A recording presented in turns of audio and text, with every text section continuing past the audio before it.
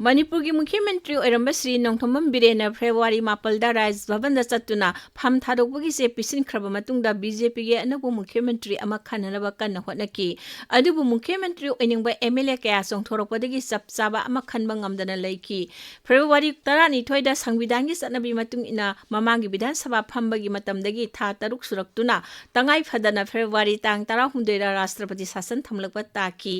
assembly dissolve तौबदी नते animated suspension थम्बनी मसिंग याम दोल ओइरिबा BJP ने यानदुना MLA अमबु मुख्यमंत्री की फम थिंदोकननबा खनबा ngamlabadi अनबो लेंगा अममुक समलकपा यारी अदुबु यामना तुना ओइरकपगी मवोंगदि उद्री राष्ट्रपति शासन थमलकलबनिना राज्यपाल सु लखोफम थोबा थबक थौरंग कया पाइखलकली चुराचानपुर सेनापति कांगपोकपिना चिंगबदा चत्तुना लेंगा की फिबम सिंग यंगचिनकी राजभवनदगी थोरक्तुना ऑल सेक्रेटरीट फमलगा चीफ सेक्रेटरी अमदि अतै सीनियर सेक्रेटरी सिंगतानदुना लॉ एंड ऑर्डर सको थौरांग अमदि अतै तंगाई फदबा थबक सिंग पाइखतनबा कन्न होनरकली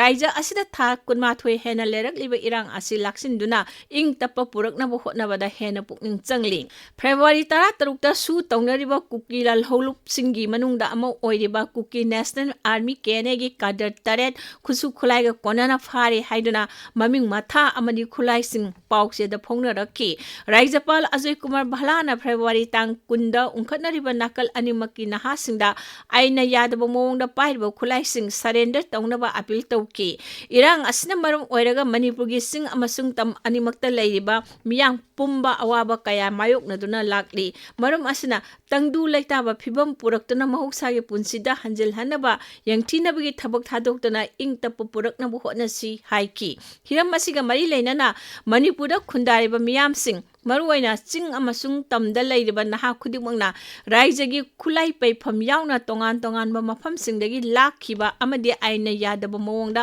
पाइरबा खुलाइसिंग नोंगोय मरुगो कोनना सयोल अमगी मनुंगदा मनाक नपा पुलिस स्टेशन आउटपोस्ट नत्रगा सिक्योरिटी फोर्स की कैंपता मसाना याना थोरकलगा सरेंडर तौनबा अपील तौकी राज्यपाल की खुलाई पिखलकनबा अपील असिगी मतुंगदा खुजु खुलाई कया पुलिस स्टेशन सिंगदा पिखनरकपगी पाउचे सिंगदा नुमित खुदिंगी फोंगनरकली मसाना याना खुजु खुलाई पिखलकपा सिंगदा आयनगी ओइबा थबक अमता लखोटलोय हाइनसु राज्यपालना पल्ली करिगुंबा नुमित 8 नि पिरिबा मतम असिगी मनुंगदा मखोयगी खुजु खुलाई सिंग पिखनरक्त्रबदी आयन काइना खुलाई पाइरंबा सिंग अमदि थमलंबा सिंगदा आयनगी ओइबा चपचाबा फाबा पुनबगी थबक सिंग लखोटकनी हाइरी यामना सिंथानिंगाय ओबा थौदोक अमा ओइना नहाल फेब्रुआरी तांग 15 की नुमिदांग वारमदा इखंग खंगहौदना अरामबाई तेंगोलगी कोरोंगानबा खुमन्ना लुचिंगबा कांगबु अमना राजभवनदा लाक्तुना मणिपुर के राज्यपाल अजय कुमार भलागा उनकी पुंग अमरों वारी सानबगा लोइनना वारोल कया यावो मेमोरेंडम अमसु पिसिनकी वारी सानबा अदुदा नाकल अनिगी मरक्ता नुंगदा यानबगी खुदम उकी राज्यपाल की माइकैदगिसु अथुबा मतमदा राज्य असिदा तंगदु लैताबा हंजिलक हल्लगनी हाइबगी थाजबा पिरक्की मियामना सुमसिदा मतेंग पांगबिनबा अपील तौरपगा लोइनना राज्यपालना खुलाई पिखतनरबा मतुंगदा नेशनल हाईवे अनिमक महौसागी फिबमदा हंजिल हलगनी हाइबगी थाजबसु पिरक्की मेमोरेंडम अदुदा यावरिबा मरुइबा वाफम खरदी बॉर्डर फेंसिंग तौबा इंग 1958 बेस ईयर ओइदुना एनआरसी चटनाहनबा आयन काइना चंगलकपा मिटोपसिंग मसागी मरमदा हलनखिबा सु वायोलेट तौबा मिलिटेंट सिंगा सु हंदोकपा अमदि मखोगी मथक्ता एक्शन लखोटपा पोपी थाबा मरु फंगना मुथतपा आयन काइना चंगलकपा मिटोपसिंगी एसटी स्टेटस हंदोकपा अरामबाई तेंगोल यावना खुल ngakpasingi mathakta ट्राइब्यूनल कमीशन अमसुंग कोर्टना चिंगबसिंगना करिगुमा मखलगी आयनगी ओइबा थबकसिंग अमत्ता लखोत्तबा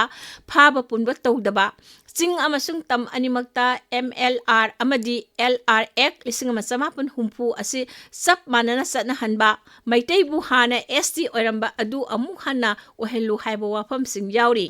हाइबा वाफमसिंग असि राज्यपालनसु पुंगिंग चंगना खनगनी हाइबगी थाजबा पिरक्की मदुगी महै ओइना ngasi खुलाई पिखलकपगी अरोइबा निमित ओइरिबा फेब्रुआरी की तांग 19 सिदा फर्स्ट बटालियन मणिपुर राइफल्स दा लाक्तुना अरामबाई तेंगोलगी कांगबुना खुसु खुलाई कया पिखलखरे मसी मणिपुर की पुवारीदा असोबा तांकक अमा सोइदना ओइहौरगनी